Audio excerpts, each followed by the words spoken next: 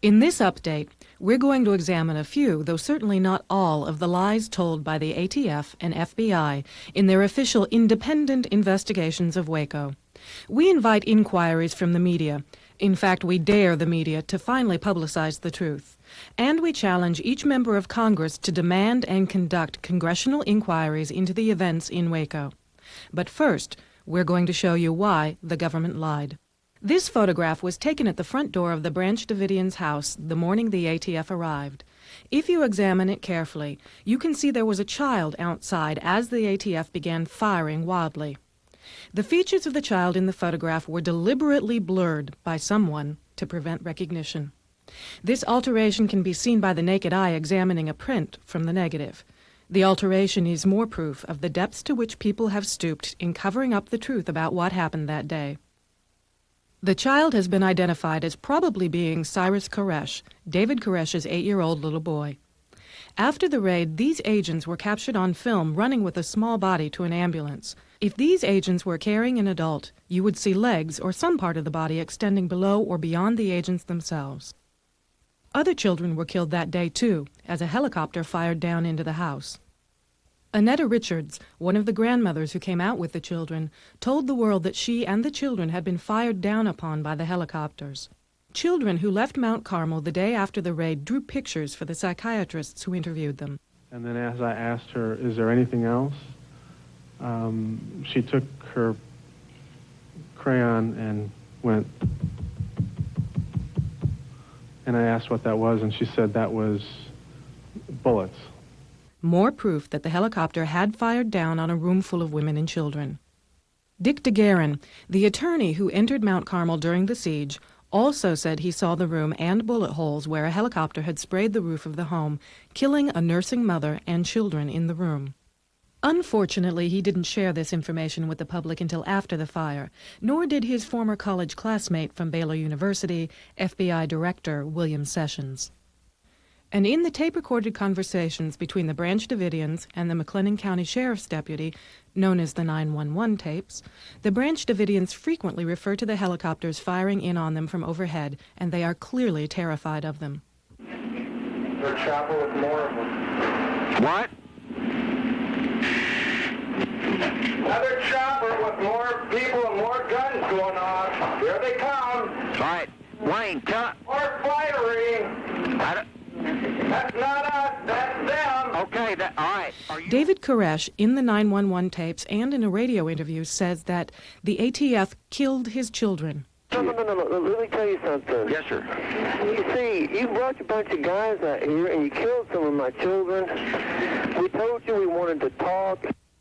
This photograph shows one of the helicopters used by the government on the day of the raid. This helicopter has a .308 machine gun mounted in the doorway.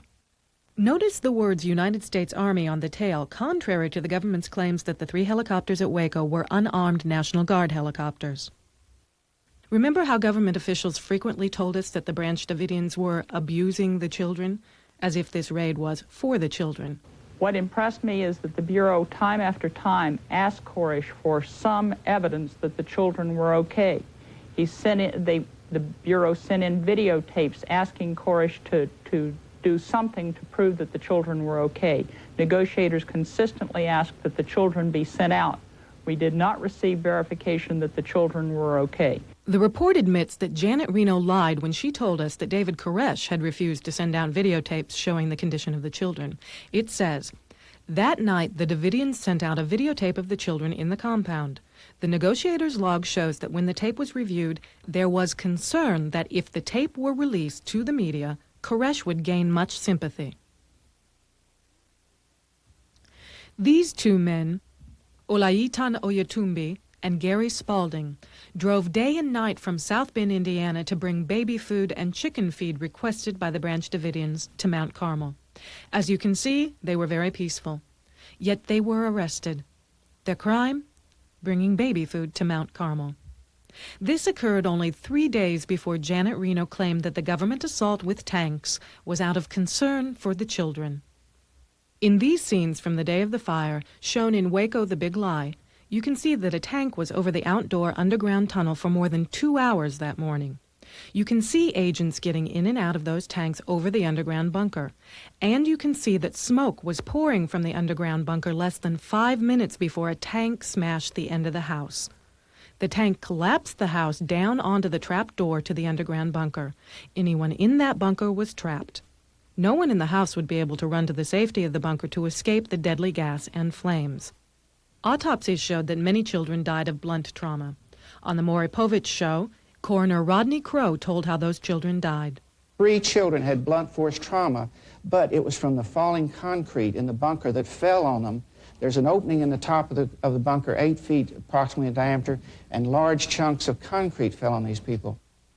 21 of them died of gunshot wounds, and the rest died of smoke inhalation and, of course, suffocation due to being buried in debris when the bunker collapsed. So now we know why the Treasury Department, the White House, and ATF and Department of Justice were so desperately lying to us all along. We were told every day that this raid, the gassing, the attack on the house, and the destruction of evidence had all been because of concerns for the children. We had concerns for the children. The big lie continues. The ATF is under the direct control of the Treasury Department. As head of the Treasury Department, Lloyd Benson would be ultimately responsible for any wrongdoing by ATF. Yet it was Benson who chose the so-called independent investigators. Each of the 3 so-called independent investigators Benson chose had been involved directly in the planning, execution, or cover-up of the police firebombing of the headquarters of a group called MOVE in Philadelphia that resulted in the fiery deaths of MOVE members in a situation similar to Waco. According to the introductory letter from Treasury Secretary Lloyd Benson to President Clinton, the committee's report was supposed to be a vigorous and thorough investigation of the events leading to the loss of law enforcement and civilian lives near Waco, Texas on February 28, 1993. But on the cover of the report, it doesn't say it is a thorough investigation of the events in Waco. It says it is an investigation of Vernon Wayne Howell. Even in the Treasury's report, which was not released until September 1993, the ATF persists in calling the Branch Davidian house the heavily armed fortress-like compound, even though by now we have all seen that the house was a simply constructed masonite exterior frame home. And on page 3 it begins, "in memory of," and then names each of the deceased ATF agents. There doesn't seem to be any question of whether this was going to be an independent or vigorous and thorough investigation of the events on February 28, 1993. The overall perspective for the raid was spelled out in an internal Treasury Department memorandum from Christopher Kyler, Assistant Treasury Secretary for Enforcement, to Mike Langan before the raid, in which Kyler matter-of-factly says that the agents will be raiding a Branch Davidian Seventh Day Adventist church. It doesn't get any plainer than this. They've spelled it out for us. The government set out to conduct a military assault on a church. This same memorandum specifically says that the ATF raid will be assisted by state, local, and military authorities. Again, spelling it out for us, every level of government participated in this military, terroristic attack on a church full of 140 men, women, and children. The results of the supposedly independent investigation, known as the Treasury Report, were released September 29, 1993. It berated ATF leadership for failing to cancel the raid when they knew the ATF had lost the element of surprise. ATF Director Stephen Higgins and others were forced to resign, with full pensions. The ATF tried to make it seem that they were admitting error by blaming leaders for losing the element of surprise. And we had our plan down, we had a diversion down, all were put into effect, and they were waiting. What we had was someone who eliminated the element of surprise, which is what we needed, and in so doing, our agents walked into an ambush. The main problem we had, I don't believe, is that we were outmaneuvered or outplanned. The problem we had is that we were outgunned. You know, they had bigger firearms than we had. They were able to shoot through doors, and due to that, you know, a lot of our agents were hurt. The ATF had the Branch Davidians under surveillance for over a month from the house across the street. They knew the land was completely flat. There could be no possibility of surprising the Branch Davidians with 100 men arriving in cattle cars visible from miles away. The Treasury report admits that ATF's own public relations person, Sharon Wheeler, contacted several Dallas television stations several days before the raid. The lie that the ATF lost the element of surprise was aided by the media while showing us this very edited piece of footage of the first day of the raid, over and over, as an announcer would say, the ATF was met with a hail of gunfire. And just in case you somehow hadn't heard the ATF claim that the Branch Davidians were waiting for the ATF, within a week after Mount Carmel was burned to the ground, NBC television aired the government's official propaganda as a movie, showing Branch Davidians at all the windows with guns waiting for the ATF to arrive. If you have doubts that this was propaganda, consider that the Treasury report repeatedly states that U.S. Army Special Forces planned the raid and trained the agents. The ATF raid leader is former Special Forces, and even advisors to the independent investigators included Delta Force Special Forces. Then, get a copy of this Army Psychological Operations Training Manual, a how-to on propaganda that says that making a movie is an important element of military occupation. Another lie told by ATF in the official report says, on Wednesday, February 24th, ATF rescheduled its raid from Monday, March 1st to Sunday, February 28th, because it expected the Tribune-Herald to publish its Sinful Messiah series on Sunday. The warrants were signed on February 25th and expired on February 28th, the day the raid took place. The raid was never moved up a day, and these warrants weren't filed with the court until March 1st either. The ATF is lying when it claims they lost the element of surprise, and the ATF is lying when it says it moved the raid up a day so as not to lose the element of surprise. So were the Branch Davidians waiting for them, or is that a lie too? John McLemore is a reporter for KWTX Channel 10 television in Waco, Texas. Both he and cameraman Dan Maloney were present at Mount Carmel on February 28th, the day ATF raided Mount Carmel, and they claim to have filmed the scenes of the initial raid. In one of the first Associated Press newspaper reports that came across the wire services on February 28th, John McLemore is quoted as saying, "They came right in, parked right by the front door, and made a frontal assault on the building." Another article across the AP wires on February 28th said that, according to witnesses, federal agents hid in livestock trailers as they drove up to the compound. As 3 National Guard helicopters approached, the 100 law officers stormed the main home, throwing concussion grenades and screaming, "Come out!" There is no mention of any barrage of gunfire from the Branch Davidians in these first reports.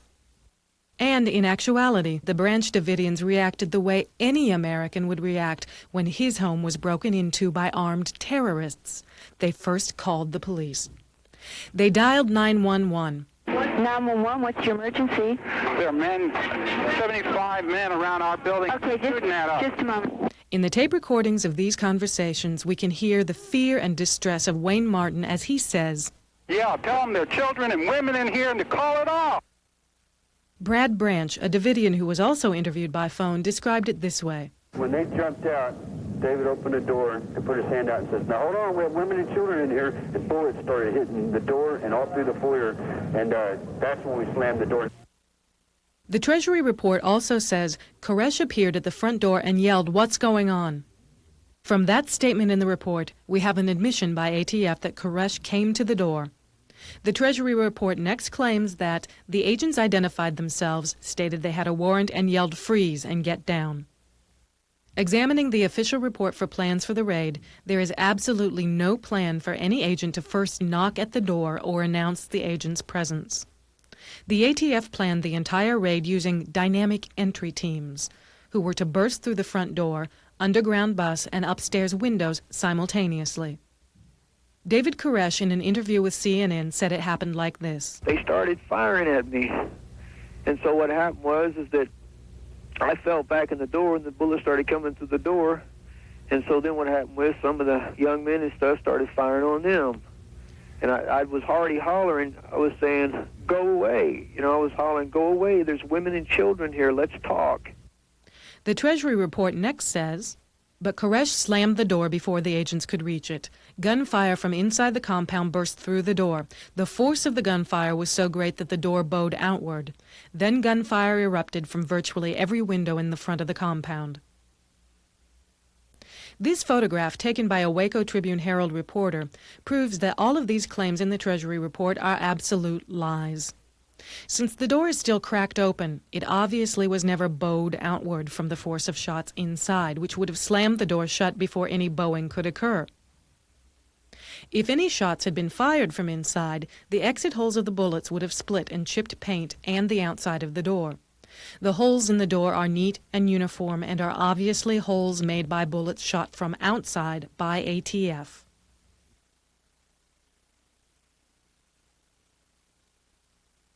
There are no Branch Davidians at any of the windows. This scene of the front door was also filmed from a side view by KWTX Channel 10. Here, too, you can see that no one is shooting at the agents behind cars at the front door. No bullets are hitting any of the car windshields or throwing up dirt around the agents.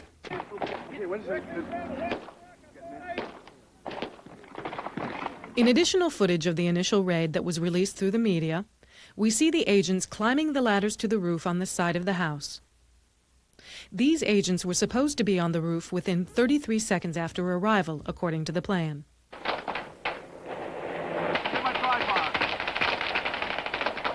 Machine gun fire is clearly heard in the forefront coming from the ATF.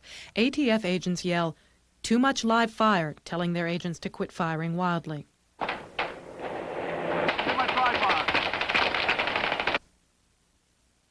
Many of these agents are carrying MP5 submachine guns and rifles.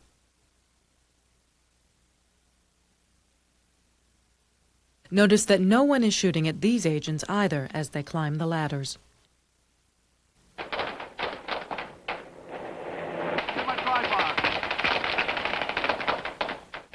Once on the roof, these agents do not come under fire, even as they laboriously break into a window on the roof, while a fourth agent lies on the roof. Listen carefully to the background sounds as we watch this again. A helicopter is close overhead, but there is a cut in the film from a close shot to a wide shot, and the helicopter sounds change abruptly. The ATF has claimed none of its helicopters had guns that day, but in each segment where a helicopter approached the house, we also found a cut in the tape footage.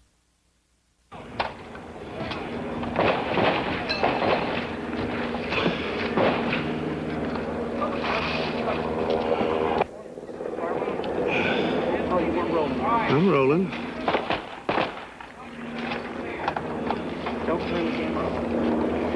Go back to the car and get me another tape then.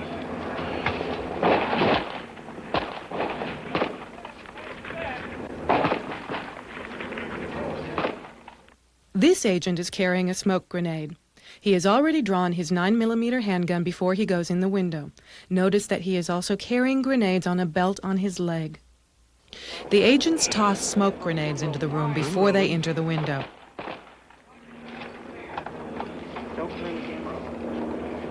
Go back to the car and get me another tape then.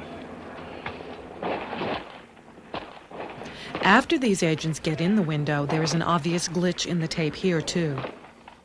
American Justice Federation did not make any of these cuts in the videotape. We are showing you the tape segments exactly as we found them. We can prove this tape was shown by other TV stations with exactly the same cuts in it. Reporters for KWTX Channel 10 in Waco, Texas, supposedly shot this video the day of the raid. The Vice President of News for KWTX Channel 10 is Virgil Teeter, and his phone number is 817-776-1330. Call him and ask why he has not released all the video footage to the American public, and why the footage that has been released has been so badly altered, and who did the altering. The film picks up again with this agent tossing something into the room. Tell me about what's going on out front.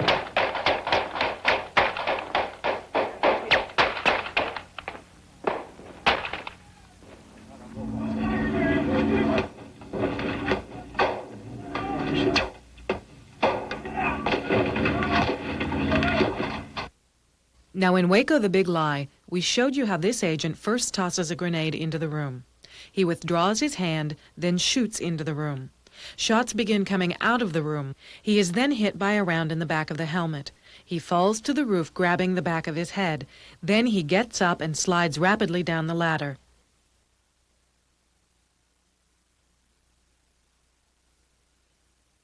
One of the problems with this tape footage is that the sounds do not coincide with what can be seen. Notice that in the segments immediately before and after this scene, you can hear a lot of noise in the background. I'm rolling.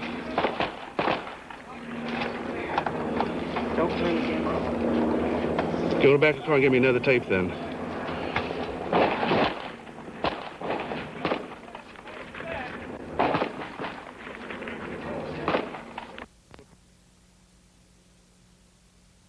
How many dogs would put that out?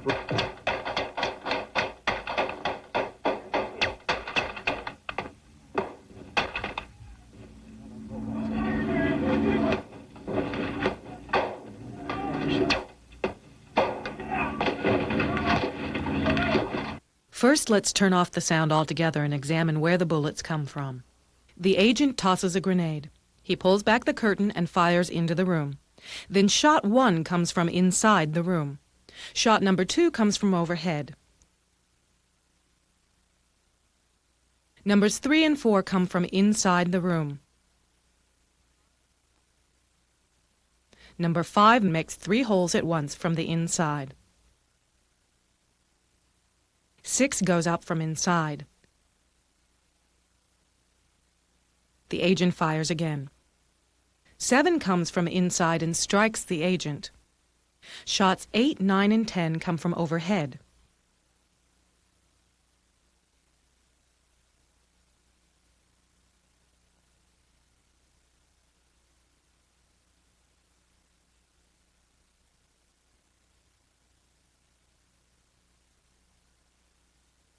'11 and 12 come from inside. 13 comes from out in the yard.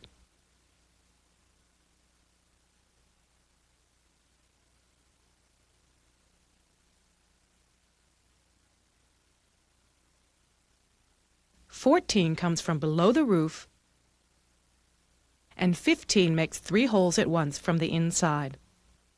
There are at least 6 separate weapons firing in this scene. The gun the agent on the roof is firing, the gun that fires the single shots from inside, the gun that shoots 2 3-round single shots from inside, the gun firing from overhead, the gun firing from below the roof, and the gun firing from out in the yard. These weapons should not sound alike, and they should not sound the same distance from the camera. Now listen to this scene with the audio as it was released by KWTX television in Waco, Texas. You can hear the sound of the grenade exploding, but after that, the bullet sounds are virtually identical, and there are places in the tape where there is absolute total silence, or the background noise cuts in and out, all signs of heavy editing. How many dogs would put that out?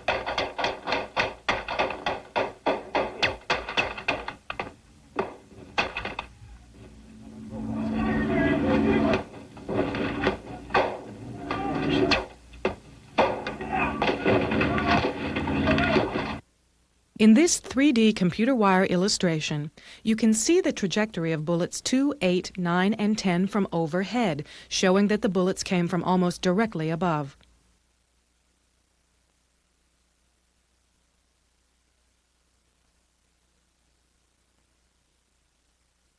It will be important later on to know the locations of various objects in the yard.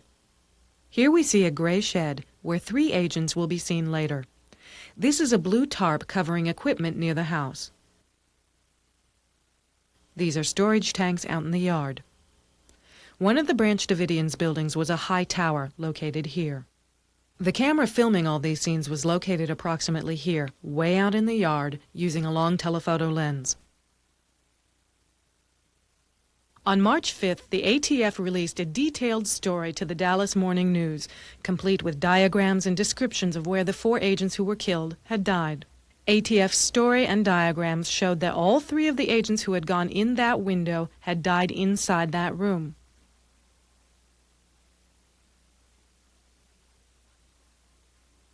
Unfortunately for ATF, Keith Constantino was later interviewed by Current Affair, and Constantino described 3, not 4 agents who went onto the roof and into the window.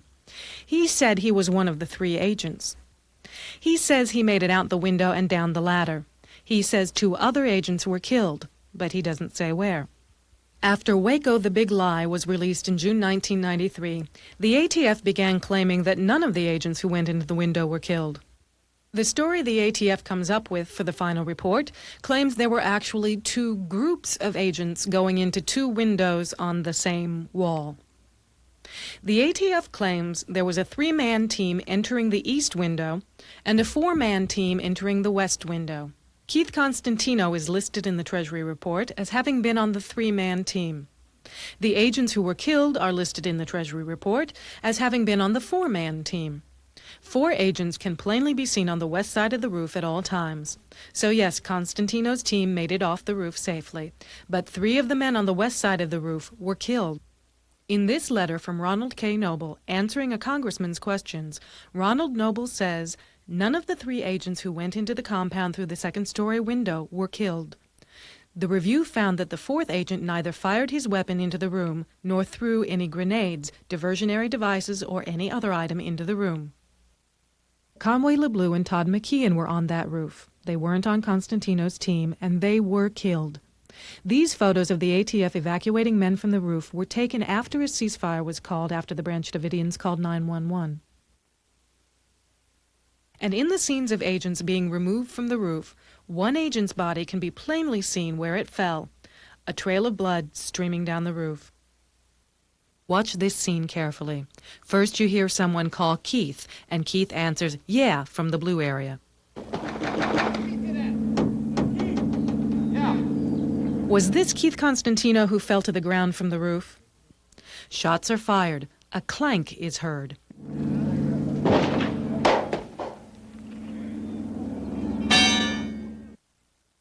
Notice that there had been a pry bar on the roof a few minutes earlier, and that this clank could have been the result of this pry bar being knocked off the roof by an agent getting out of the window. A cameraman, apparently referring to the helicopters, comments that there are 2 of them right over our heads. Shots are fired from the blue area again. Cameraman! Camera! Hey! Cameraman! Ambulance, got it! The camera is shooting through the base of the storage tanks toward the blue tarp-covered area. The telephoto lens often makes objects appear closer together than they really are, as you can see here. This is a blue tarp covering equipment near the house. These are storage tanks out in the yard. The camera filming all these scenes was located approximately here. The other agents you saw earlier were located here, climbing up ladders on this side of the house. This agent, shown where he was shot down on the roof, was probably shot by his own men from below.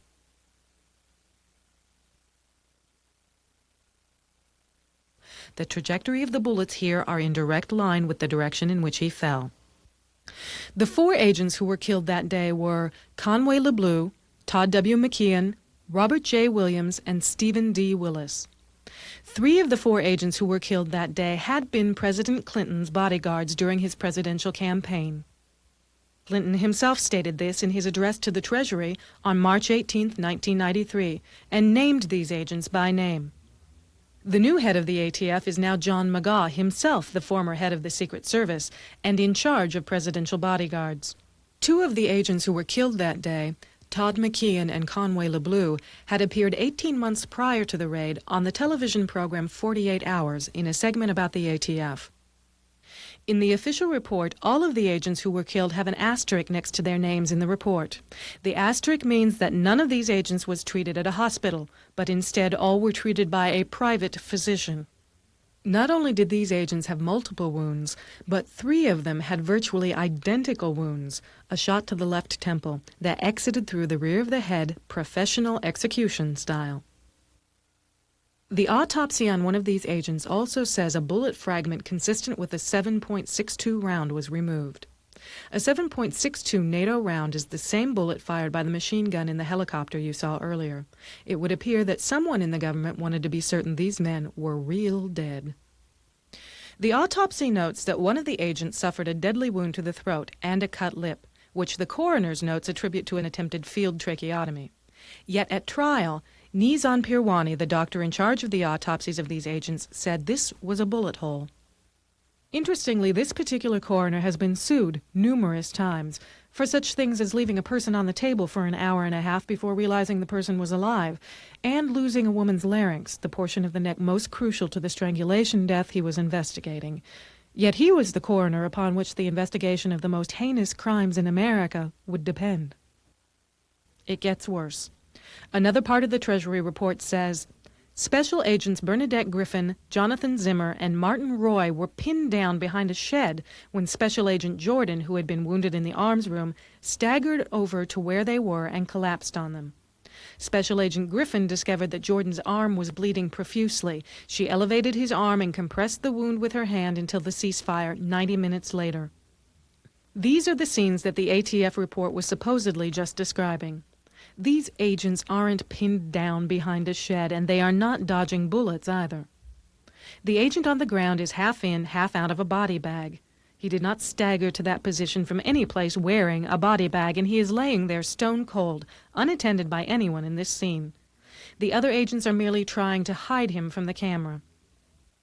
According to the final report, agents from the Dallas and Houston SRTs were supposed to enter the front door and clear the chapel. If agents were actually inside the chapel as the plan called for, it is easy to see how agents were injured by shrapnel and shot, because we found this footage of yet another ATF agent throwing in not one, but 2 grenades and shooting into that very chapel.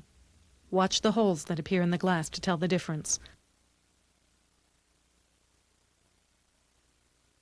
Now we will show this again in slow motion.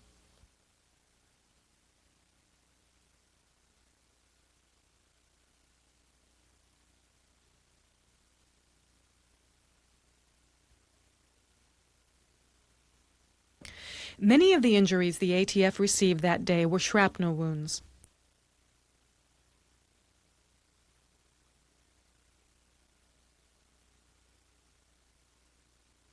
When the Branch Davidians called 911, they were connected with Lieutenant Lynch at the Waco Police Department, and Lieutenant Lynch was connected to government agents who were in the house across the street from the Branch Davidians. This Lynch. Hello? Hello? 75 men circling. Hello? Hello? Hello? Yeah, this is Lieutenant Lynch. May I help you? Lieutenant Lynch is with the Sheriff's Department and has no jurisdiction or authority at the Waco Police Department. One agent who was in the house across the street from Mount Carmel is identified only as Dino and as a state trooper. If he really is a state trooper, then why isn't he identified by full name? Dino leaves the phone for a minute, and he says, I'm gonna hang on here for a second. I'm gonna let you talk to my partner here, Starlene Riddle, okay? Starlene? Yeah, Starlene Riddle. I'm gonna put her on the phone just while I'm looking to try and get a ride over there. Okay. Hang on.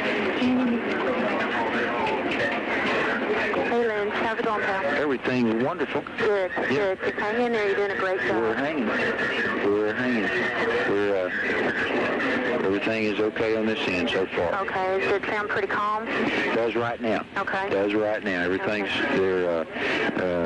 they've asked for the news media, and they're worried about the chopper. So if we can get those choppers stopped. And also, Starlene, if and when those chopper, the medevac starts back in there, please let me know so I can advise them, because this seems to be a real sticky point with them. Okay. They're still at the hospital, as far as I know, with the 2 that they took off with. Rita Riddle, who is listed as a witness for the government in the trial, lived at Mount Carmel, as did her brother Jimmy, who was killed in the fire, and her sister-in-law, Ruth Riddle. Are either of these women Starlene Riddle? Another lie of interest is that the government claims to have recorded the telephone calls the day of the raid at the Waco police station when the Branch Davidians dialed 911. But listen as David Koresh dials 911. You can hear the 911 tones on the telephone.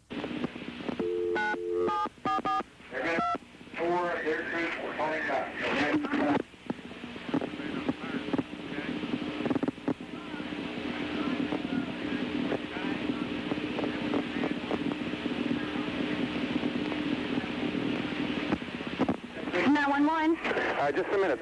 David Koresh here. Just a moment. Okay. Here's David. The police station didn't record this when the call came in. This recording could only have come from a tap on David Koresh's phone line. There was no warrant to tap the Branch Davidians' telephone. This is a violation of Federal Law 18 U.S.C. 2510, and yet another lie. Mike Schroeder, along with Woody Kendricks and Norman Allison, had gone to work the morning of the raid and heard about the raid on the radio. They quickly tried to return home. They were stopped at the roadblock that had been set up by state troopers. Obviously, they would have been searched before these troopers would allow them to enter, and if they were presenting any sort of threat, the troopers would have arrested them on the spot. Instead, the troopers allowed them to pass the roadblock and walk towards home.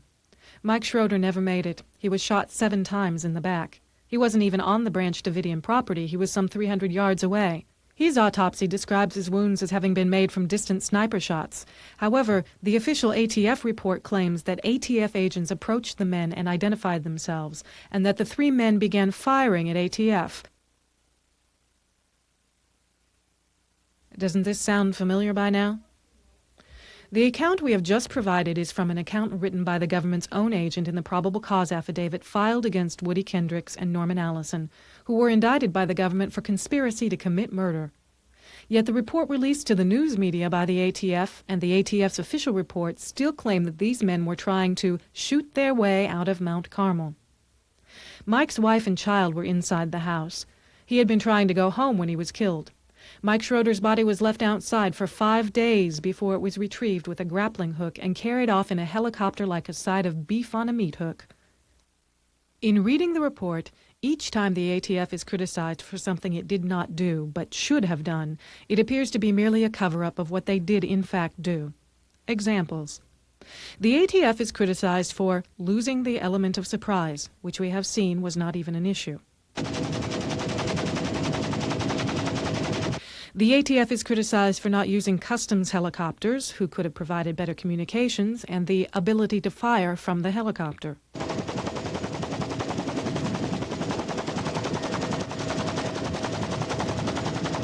The ATF is criticized because they didn't have and couldn't use automatic weapons fire. The ATF had plenty of automatic weapon fire. Of special significance is a part of the report that says a superior solution would have been to gain the advice of the Army's Delta Force. Has it come to this in the United States of America that federal agents investigating a tax violation are complaining because they needed machine guns, special forces military training, and tanks to raid a church? Conveniently, the Waco Tribune-Herald began a series of scandalous articles the day before the raid on Mount Carmel. In these articles, the Tribune made the claims we were to hear repeated over and over in the media thereafter, that David Koresh abused children, that he had multiple wives, and that he believed he was God. The source for these stories, no matter whether it was the Waco Tribune-Herald telling them or the national television networks, were always the same handful of people. The gents from Australia. The Toms from Australia. Victorine Hollingsworth from England had been inside Mount Carmel during the siege. Surprisingly, she was allowed to leave Mount Carmel and return to England while the siege was still going on. Robin Bunns is a former Branch Davidian member who had a child by David Koresh. This child would be Koresh's only known surviving heir, standing to inherit Koresh's sizable estate. Robin Bunns' mother also claimed to have been one of Koresh's lovers. Robin and her mother are the primary sources for the claims that Koresh had a harem of women. Mark Bro and his wife, originally from Hawaii, but living in Australia. Mark Bro was the source of the original allegations of child molestation. He claimed that he had personally seen a young girl leave David Koresh's bedroom.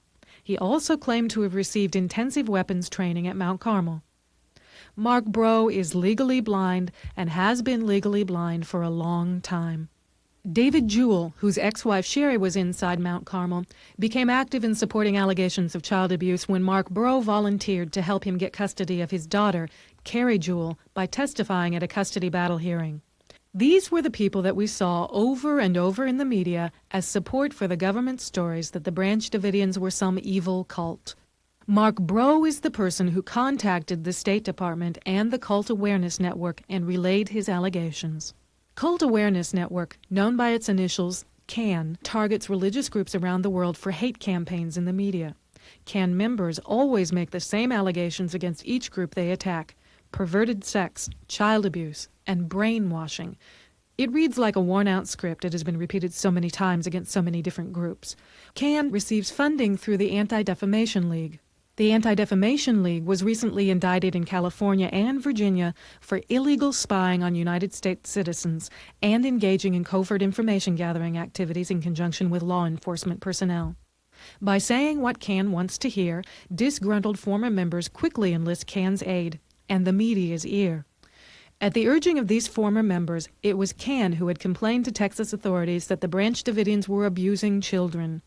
Even Sheriff Harwell of Waco knew that these allegations had already been investigated twice and found to be baseless. There was really no evidence of child abuse. There was only allegations. And again, I say today that we have not ever found any proof of any child abuse out there. Rick Ross, one of the Cult Awareness Network's so-called deprogramming experts, had continuous access to FBI negotiators. Shown here is an example of Rick Ross's expertise as a deprogrammer. Rick Ross is a convicted jewel thief and is presently under indictment for kidnapping. He has no known credentials to support his claim as an expert, yet the FBI allowed him to advise on the course of negotiations while ignoring advice from numerous theologians and genuine psychological counselors. The media, without apology, became tabloid sensationalists, regurgitating what the government told them and parading the all-too-willing detractors before us to reinforce the lies. NBC has twice run this excerpt, the same edited scene of bullets coming out of the wall, claiming they obtained a home video called Waco the Big Lie from a man who lived outside the ruins at Mount Carmel. Roadside vendors include John Ellis, who sells this home video using news footage in an attempt to prove there was a government conspiracy to get the Branch Davidians. They showed this handwritten label to emphasize that it is a homemade video. Unfortunately, the handwriting on that label is Linda Thompson's handwriting, the chairman of the American Justice Federation. She handwrote the label when she sent a copy of the tape to NBC, the day American Justice Federation finished the tape. This proves that NBC had the tape since June, and not only has refused to show it, but is instead committing fraud to discredit it. Not only do we have press that cooperates with the government and lies to us, we found 3 instances where unlawful force, including deadly force, was used at Waco by the government to keep the press out. On the day of the raid, an unidentified reporter was beaten.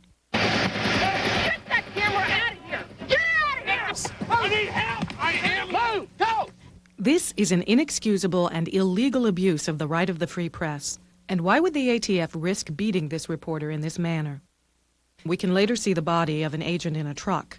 This is the same body and truck that were later filmed leaving Mount Carmel in scenes shown on the news. What is interesting, however, is that there don't appear to be any other cars in the area as there were after the raid, so the time this scene was filmed is important to learning when this agent really died. When Linda Thompson was leaving the press area in Waco, she was stopped at one of the roadblocks and detained by this ATF agent, who kept an MP5 submachine gun, his finger on the trigger, pointed at her head in the car. She snapped this picture and hid the film before the ATF agent illegally searched the car. Another example of how the government deals with the free press that aren't hand-picked to tell you lies.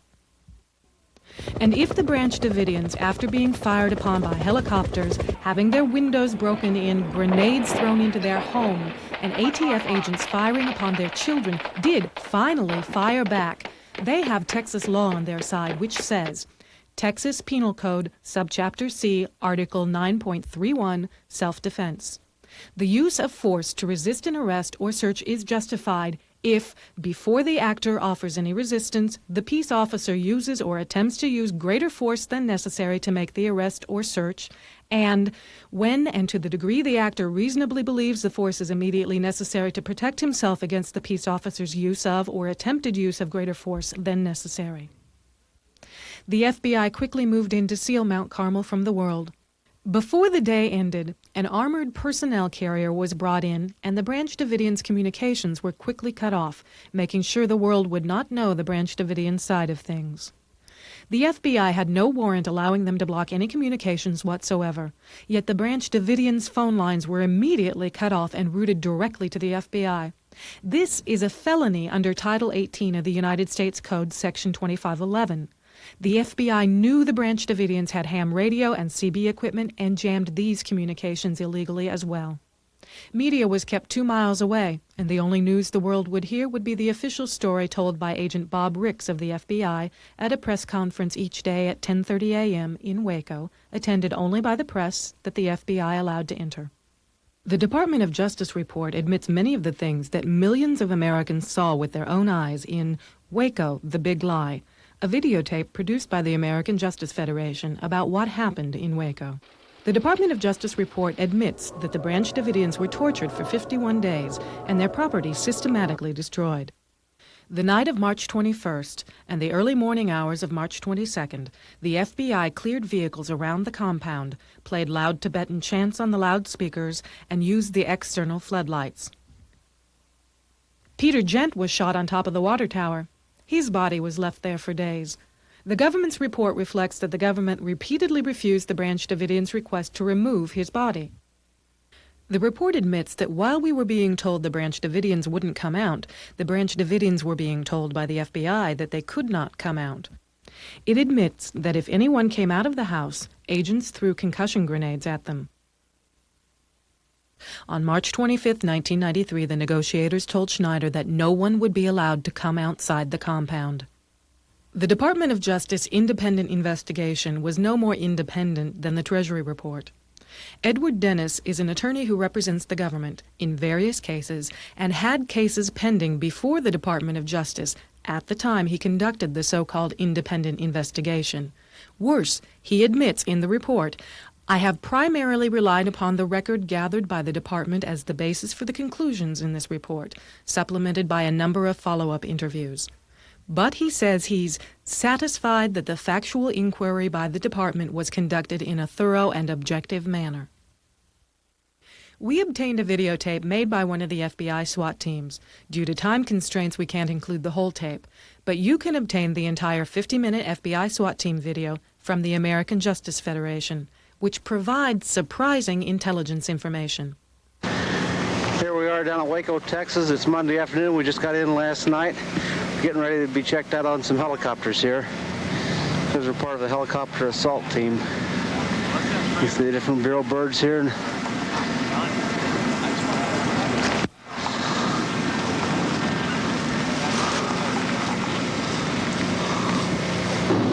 Give them the things on.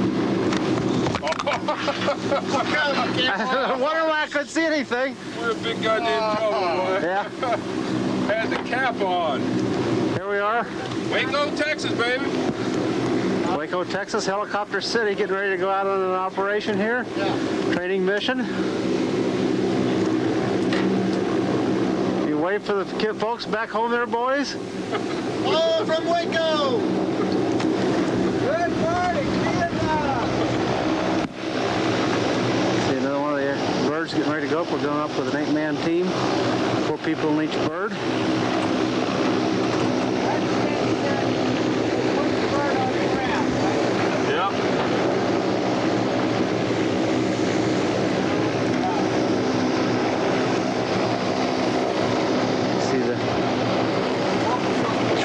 Tents. The medevac point here. Yeah, in a second. I'm going to get a long shot of Satellite City down there.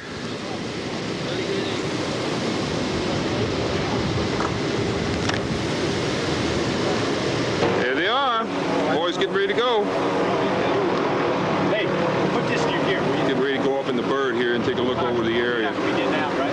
And then in case we do something, we're going to supply air cover, I guess. Whatever.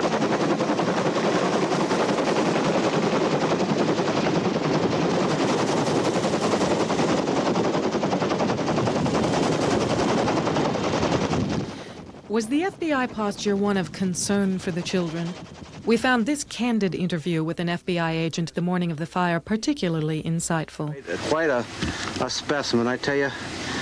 In all my years involved with SWAT, I've never seen a gentleman like this that I've learned so much from in just the short time I've been around him. It's just awesome is about the only word to describe him. Honed to a fine edge, honed to kill. The techniques used on the Branch Davidians are well-known brainwashing techniques. cut off all communication with the outside world, all utilities, all food supplies, and subject the person to extreme stress. Lights, noise, tanks charging the windows, and constant propaganda on loudspeakers. As this tape segment from BBC reveals, various psychological weapons were available to the Justice Department and were examined for use on David Koresh.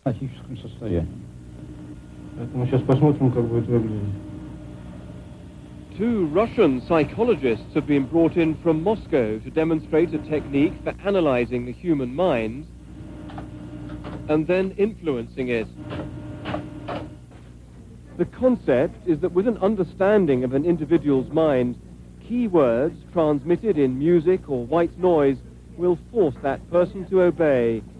The FBI examined the system to use against David Koresh at Waco in Texas. CNN said.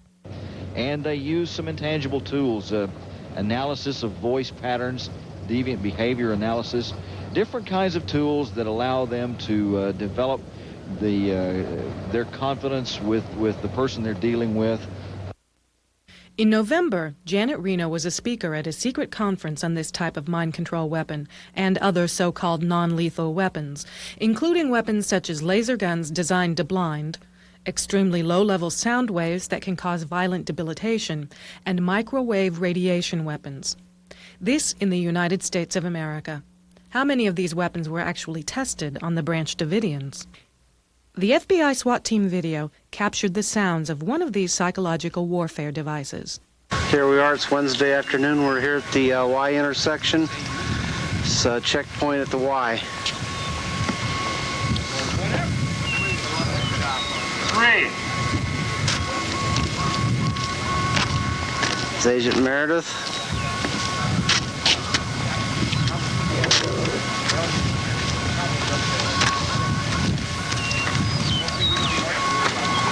See the Davidian compound is straight up ahead there.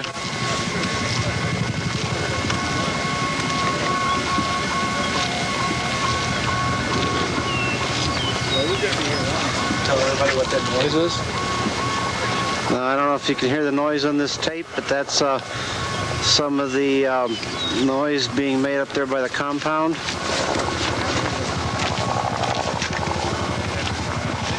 You can hear a helicopter off in the distance there. This footage is from the FBI SWAT team video. It was a piece of equipment used by the FBI. We have included this footage in hopes that someone can identify what it is.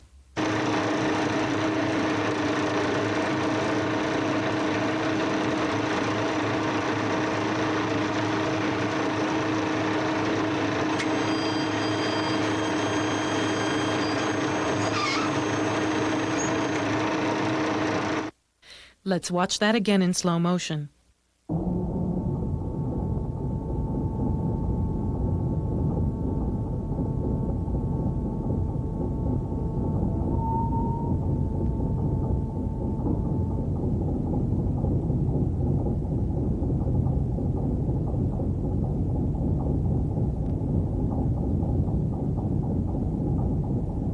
As much as 10 days prior to the fire, a government agent is seen testing the wind using a smoke grenade. The government, as usual, claims this too is a Branch Davidian. If so, it is a Branch Davidian dressed in a dress shirt and slacks, who casually meanders around the yard about 50 yards from the house in full view of the armed federal agents surrounding the house.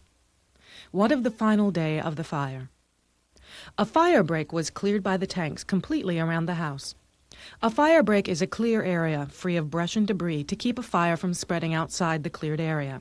This fire break is easily seen in the overhead picture of the house after tanks cleared out the bushes and cars. Down here, we have slowly taken away everything around that complete compound. The Department of Justice report admits that tear gas was inserted into all windows of the compound through the Mark Vs in the 2 CEVs as well as by ferret rounds launched from the Bradley vehicles. Ferret grenades are 40mm mortar rounds which would easily kill anyone the rounds would hit. And the gas used wasn't tear gas. The Justice Department has now admitted it was CS gas, a gas banned for use in wartime by a treaty signed by the United States in January 1993. It is a gas that, according to the manufacturer, should never be used indoors, ever.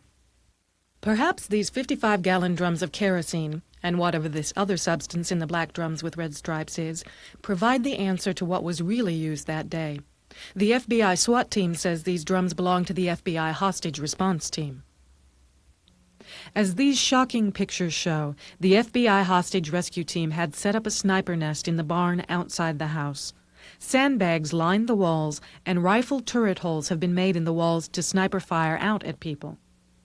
A match-grade ammunition box, a high-quality ammunition used by skilled snipers, is on the ground. Someone has made marks on the wall like you might see made when a gunslinger makes notches in his gun for each kill. The FBI SWAT team film shows us the sniper positions in a barn out back of Mount Carmel.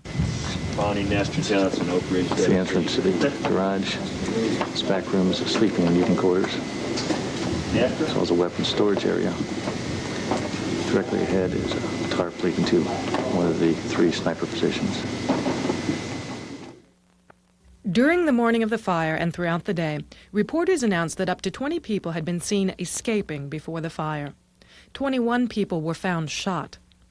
With our long-range camera, we did see some people scurrying out. We couldn't tell how many. It was shortly after that that we heard that there were 20 people who had come out. It was after that that we heard from the Justice Department over the wires that they were saying there were only 8. They are probably being careful and understating things for the beginning. Let's hope so. Listen to the FBI SWAT team tape as the fire burns. Shots can be heard from nearby and echoing off the house. That means the shots were being fired at the house, not from the house.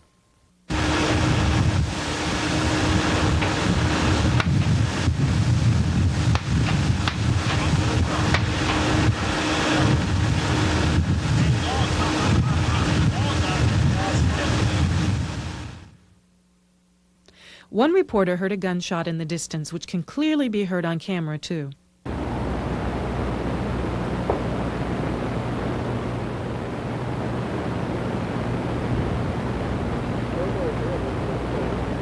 you hear that?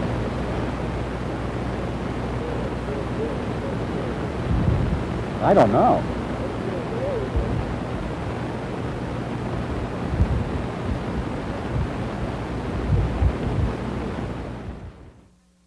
The independent fire investigator, Paul Gray, formerly had an office in the ATF building for 10 years. He carried a card that said ATF Fire Investigator on it. His wife is employed as a secretary for the ATF, and he attended the funeral of one of the dead ATF agents. He found that persons inside the house started the fire. This now well-known scene of a flame-throwing tank was shown in Waco, the Big Lie, and occurred at approximately 11:40 a.m. the morning of the fire.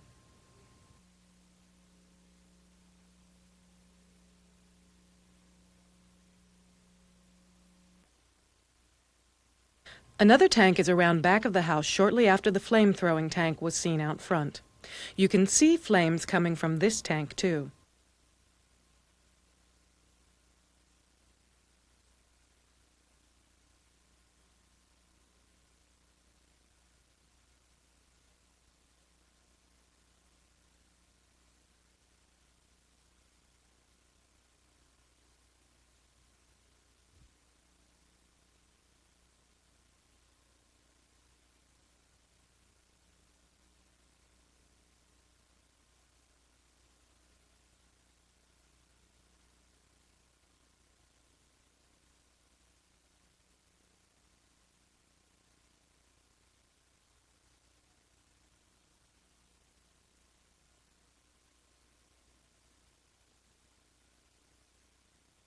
There is no smoke coming from the front of the house yet.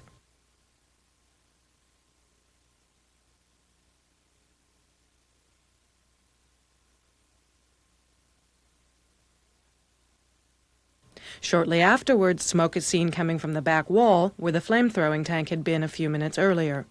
White smoke billows from around the tank in back. Soon the entire back is engulfed in smoke.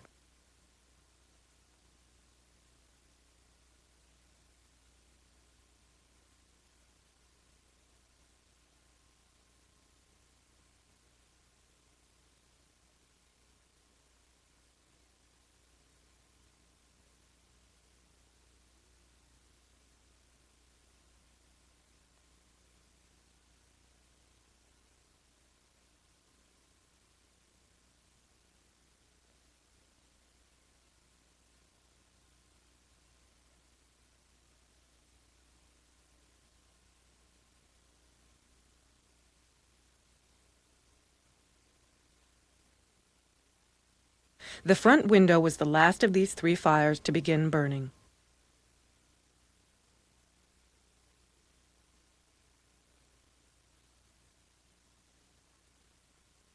At the same time as fire was already breaking out in the back of the house, as you just saw, a tank was at the front door. As this tank backs out, flame can be seen shooting from the front of it.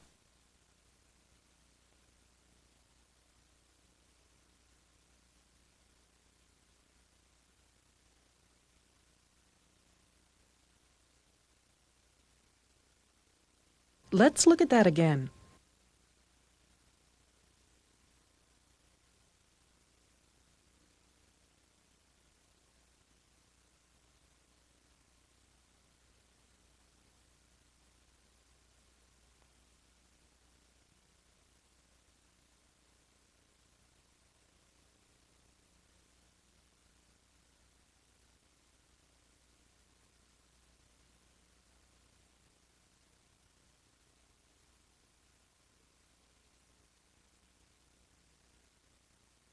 The tank then goes to the side.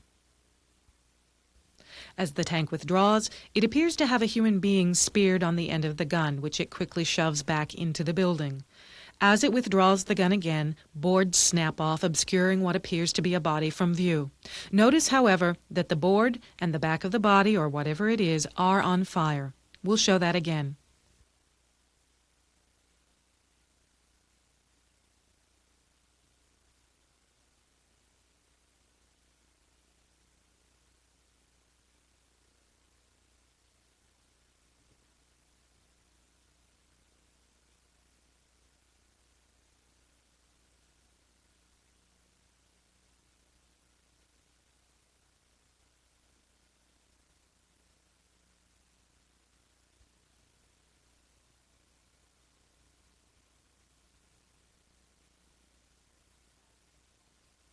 FBI agent R.J. Craig testified at trial that he was driving this tank.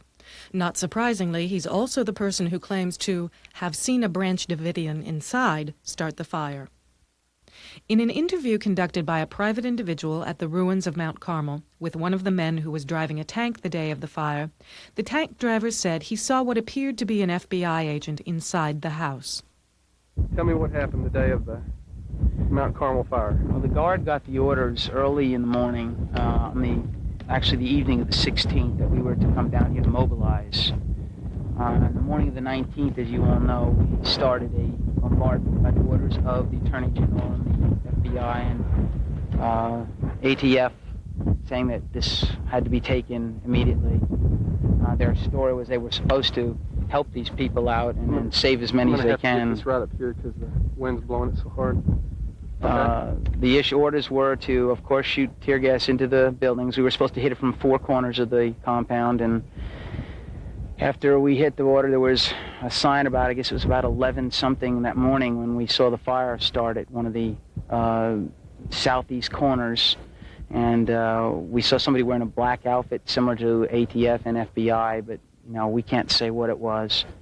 Did you see the letter to FBI on it, by any chance? What I saw letters which looked like it, is all I can tell you, because you're looking from a little porthole, and after that, it was just amazing. The whole thing just went up. Both the interviewer and the tank driver's identities are known to us, but we are keeping that information confidential for their safety. At trial, an FBI hostage response team agent, Kenneth Lancaster, claimed to have seen a Branch Davidian who looked like Elvis. Perhaps he was referring to this agent on the roof. Lettering is barely discernible on the back of his jacket. He also has a device of some kind larger than a gas mask.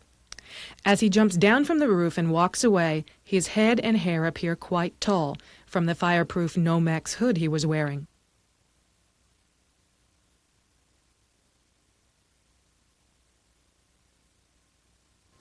This is similar to a type of fireproof hood sold in police catalogs, shown here.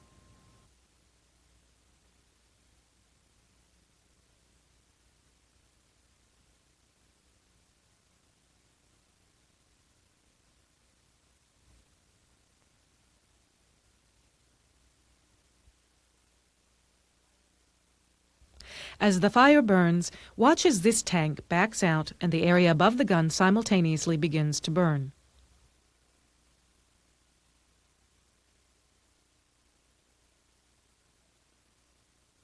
We'll play that again.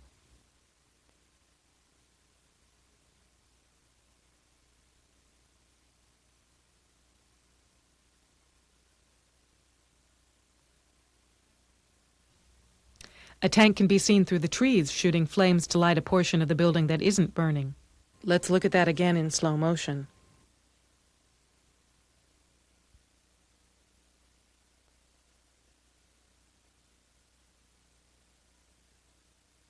Before, during, and after the fire, agents can be seen coming and going around the house.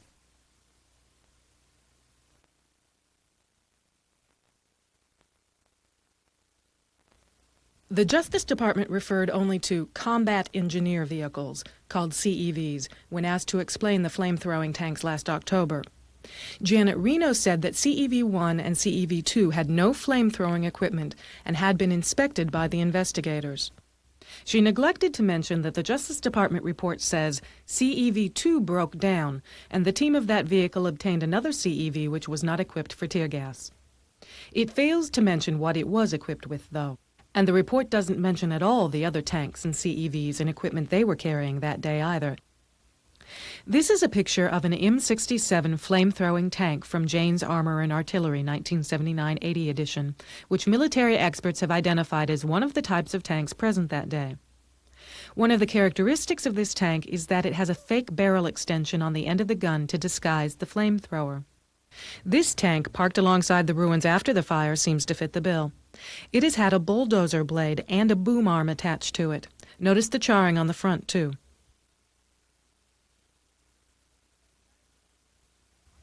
Besides that, in the Department of Justice report, the government absolutely, positively, and unequivocally asserts that it did not accidentally set the fire by knocking over any lanterns. Someone was certainly worried that the public was learning the truth. The government was taking a serious beating from public outrage after Waco, the Big Lie, was released. And we've seen an example of police state America in what happened at Waco when they used flame-throwing tanks and CS gas against American citizens, which is against the United States law.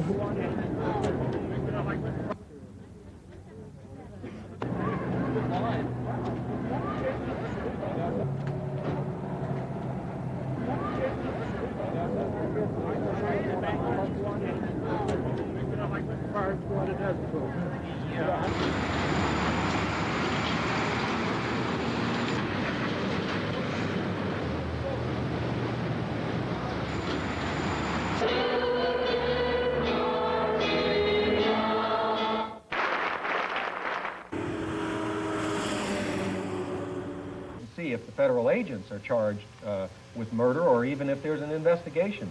Let me let people know that we will have a complete showing as soon as we go off the air.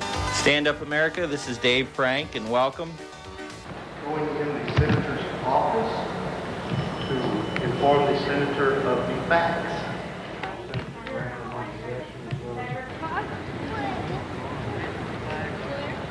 Do you think that 3 of these agents were killed by so-called friendly fire or killed by another agent himself? That is indicated on a film that's been shown. There's no evidence of that they do not believe that any of them were killed by friendly fire, that it all came out of the compound. You don't believe this video film that's being shown around indicates that? No, I do not, and the investigation does not concur with that. Still a discussion about the Wendy Thompson video, leading to speculation in some quarters that the government either inadvertently or by design ignited a fire at the compound. The report deals with that video in some detail and dismisses that speculation. Yet it draws no conclusions on the video. It appears to show flames coming from the front of the tank. If those aren't flames, what are they? What's your conclusion on that? We've seen the video, and obviously it raised our eyebrows and caused the same concern with us as it did with, I'm sure, any of you that have seen it. We have submitted the video for expert analysis to a university, a local university at the University of Maryland. I can only tell you what they've told us preliminarily, and so that this is very preliminary. First of all, as I'm sure you'll see in the report, is the vehicles were not outfitted with any type of flame-throwing capability. Secondly is that the only way that a flame could have come from the front would have been through some type of busted hydraulic line or something like that. We looked for that. We did not find that. Yet, hang on just a second, yet you still see something. I'll be the first one to concede that. You see something.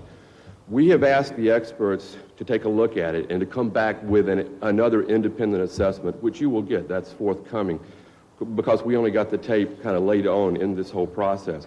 The preliminary assessments are, and I want to stress preliminary, are that there were dispersal agents that were used to disperse the gas. And when I say gas, really, CS gas is not truly a gas. It's a particulate. And so it's like a powder that falls on an area and spreads out. It takes a dispersal agent to then project it into an area. The dispersal agent used in this was a gas, carbon monoxide and something else that was heavier than air. And so what you see on the video is, instead of seeing a flame rise, which you would expect because of the heat, you see something drop. And the preliminary opinions are that that is the dispersal agent, which is, by the way, is questionable whether that's flammable, but the general consensus is it's non-flammable. And apparently that is a light, perhaps it's dust, perhaps it's a defect in terms of the way the video was taken, and it's the dispersal agent falling to the ground. Yes, sir. Some people at R&D, military sources I've showed that video to, have told me that that's not a conventional vehicle, that it was, to use their words, jury-rigged at Fort Hood for the express mission at hand in Waco. That's generally true. Is that correct? It was, it's a boom that was rigged. There were two vehicles. It was CEV, Combat Engineering Vehicle 1 and 2. CEV 1 was rigged with a boom to be able to insert gas into the second level, CEV 1 into the first level. Are there any safety parameters and performance standards established for that vehicle before it was taken to the site? I'm not sure how to answer your question on that one. I mean, did this boom in any way alter the vehicle's already known safety standards? Is, to the best of my knowledge, the answer to that is no. It in no way altered. Contributed or possibly caused an ignition source because they didn't know its performance standards. We looked at that, and that's what we addressed in the report. We had the people take a close look at that vehicle, the very same one. We saw no problems, no indication of fire, first of all, and we saw no busted fuel lines, no change capabilities. We looked very carefully at that vehicle, and we saw nothing like that. You don't think that was flame at the front of that tube in the video? I don't know what it is. I have to be honest with you. At this moment, I don't know what it is. There's other video that's taken from a... Okay, I'm sorry. Go ahead. And let me say one more thing just to finalize that. The fire did not start at that location, and that video that you saw was taken approximately 30 to 45 minutes before the fire began, and the fire did not start at that location. The nagging trail of implication to Special Forces just keeps popping up. Soldier of Fortune magazine claimed the flames on the flame-throwing tank were mere reflections. This magazine's principal advisor is Colonel Beckwith, founder of Delta Force, and the editor, Robert K. Brown, is former Delta Force as well. Reed Irvine of Accuracy in Media made the bald-faced claim that the flame-throwing tank in Waco the Big Lie was doctored. He declined an offer to have the footage analyzed. He, too, writes for Soldier of Fortune magazine. Bo Greitz, former Special Forces and a self-proclaimed patriot, was the first to claim the flames on the tank in Waco the Big Lie were just a reflection from debris, and that the CS gas caused the fire. Tom Donahue and Ron Engelman, radio announcers who were fans of Bo Greitz, made the same claims, as did Carl Wigglesworth of WOAI Radio in San Antonio. Wigglesworth brought in James Pate of Soldier of Fortune to ambush Linda Thompson on a radio program. 2 weeks before the Branch Davidians' trial, a tape suddenly surfaced that claims to show that the scene you just saw was only debris on the tank, not fire, and that the fire was accidentally set because the tanks accidentally knocked down a gymnasium wall, causing a collapse of the gymnasium, knocking over a lantern. We call this the Mrs. O'Leary's cow theory of the fire. Soldier of Fortune magazine, in its February 1994 issue, touts this tape and reproduces these pictures. In the first infrared picture from the tape, which Soldier of Fortune claims proves the gym was collapsed before the fire began, There is an arrow pointing to an area where the tape claims that half the gymnasium appears to be gone. However, under the letter A, there should be another building, but that building is gone too. Between the front of the house and the gym, there should be 4 other buildings, but they are missing too. And look at the area where the gymnasium is supposedly collapsed. There's no roof line, no outline of the foundation, nothing. Only what looks like rubble bits. This picture doesn't show a collapsed gymnasium. It shows a completely missing gymnasium, just like the other 5 supposedly missing buildings. The second infrared picture, taken a few minutes later, is taken from a different angle. The building that was missing under the letter A in the first picture is now visible. All of the buildings between the front of the house and the gymnasium are visible too. What caused the gymnasium to disappear and all these other buildings to disappear is distortions in the infrared film and clouds between the source camera and the building. There's no mystery and no missing gym either. Soldier of Fortune claims their experts agree with this tape. Some experts. And the O'Leary's cow tape claims that the fire began in the gym and that there was a natural progression of the fire. As these easy-to-see pictures clearly show, the gymnasium was one of the last buildings to catch fire, and it is still plainly standing more than 20 minutes after the fire starts. This is a full view of the buildings in the early morning before the fire started. The gymnasium is the building with the A-shaped roofline. Notice the A-shaped roofline is facing you. The O'Leary's cow tape and Soldier of Fortune magazine, page 4, show us this picture as proof that the gym was collapsed.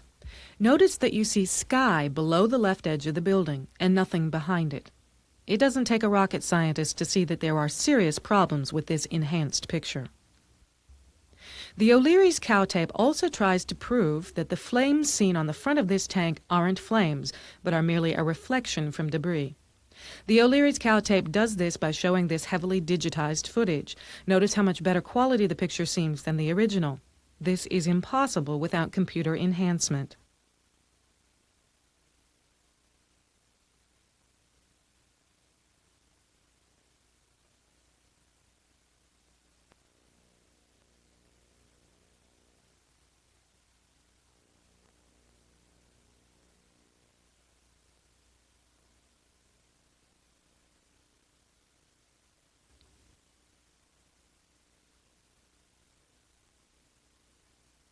The source for the pictures publicly admitted that he had digitized the pictures.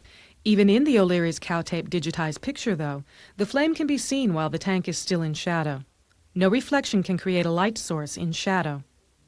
And better yet, the government's infrared pictures show a tank out in the yard at exactly the right time that plainly has a bright, hot spot across the entire end. Like fire, maybe? And in the O'Leary's cow tape, they ignored these proofs of the flamethrower visible in their own footage.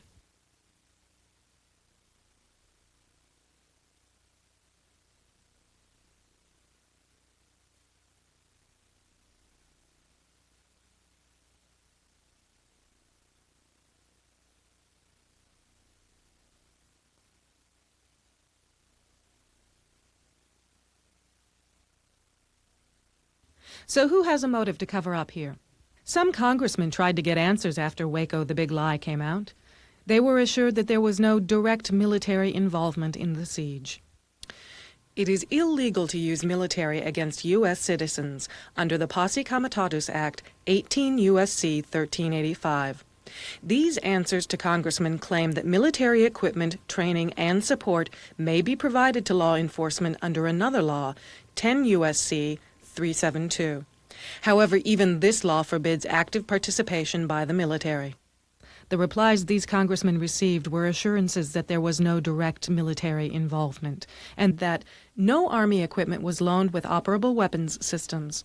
Active Army forces did not operate helicopters, tanks, or other armored vehicles, nor were such forces actively or directly involved in actual law enforcement operations. No one but an experienced member of the military could have fired these mortar shots in this pattern. Shown here is one of those so-called inoperable weapons systems, delivering one of those 40mm rounds. The FBI SWAT team video shows this Marine with an FBI agent. We're just here to help. Here to take over. Here to take over. The FBI SWAT team video plainly shows active duty military gassing the tanks and preparing to get in the tanks the morning of the fire. Here we are refueling the Bear Adleys.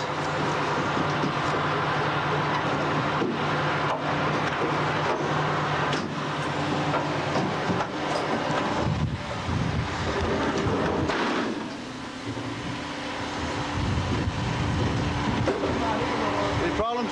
No problems at all, no.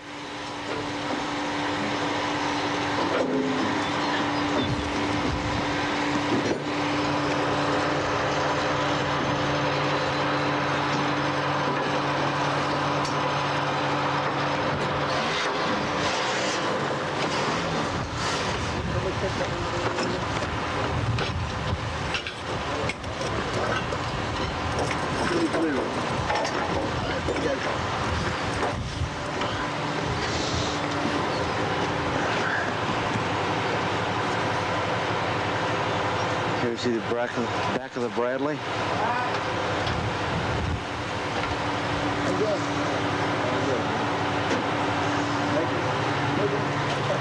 One more day at this motherfucker, I'm back in the house.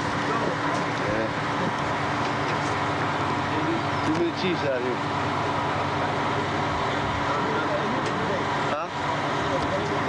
And here, active duty military are plainly flying the FBI helicopter and Army evacuation helicopters. We're going up with an 8-man team, 4 people in each bird.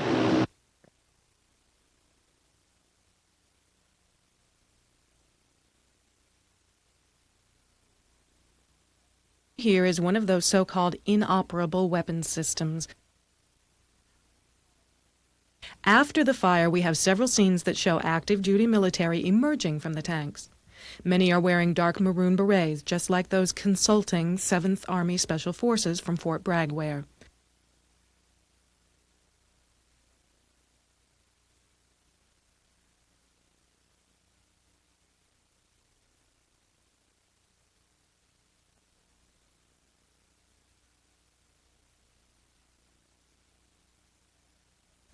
This is a portable flamethrower, which was used in World War II and in Vietnam, particularly to blast underground bunkers. The tanks are worn on the agents' backs, similar to what can be seen in these pictures during the siege at Waco.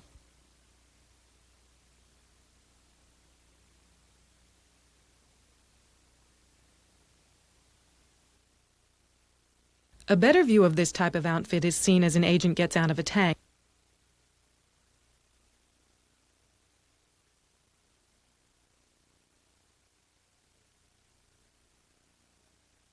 The camera cut away here, but when it returned, the agent is being assisted by another agent.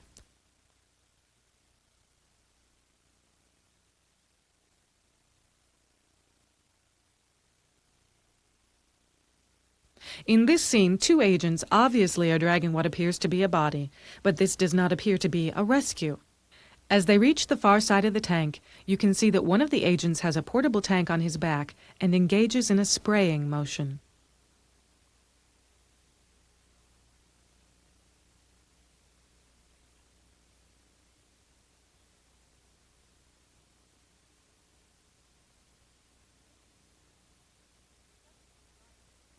Suddenly, fire flares up. This is a thermite bomb. Variations are known as incendiary grenades. It explodes on impact and burns with extremely high, intense heat made of either phosphorus or magnesium. After the fire is nearly out at Mount Carmel, agents approach the concrete building that used to be inside the house. An explosion can be heard and flames and smoke erupt from the concrete building. Notice that the agents don't take cover or run away as they would if this had been an unexpected explosion.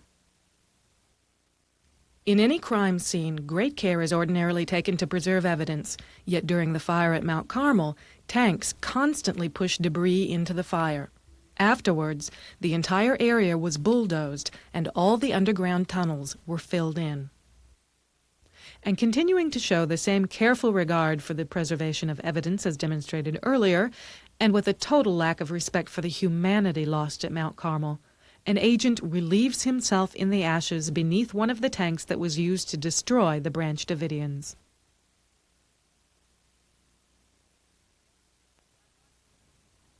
Ironically, that night, as Mount Carmel still smoldered, President Clinton spoke in Washington, D.C. at a dedication of the Holocaust Museum dedicated to the people tortured and murdered by the Nazis in Germany. It is especially ironic that the Branch Davidians were attacked the same day, 50 years later, that the Nazis had attacked the Warsaw Ghetto in Germany. And it was 50 years to the day after the Nazis burned the Warsaw Ghetto that Mount Carmel was burned to the ground.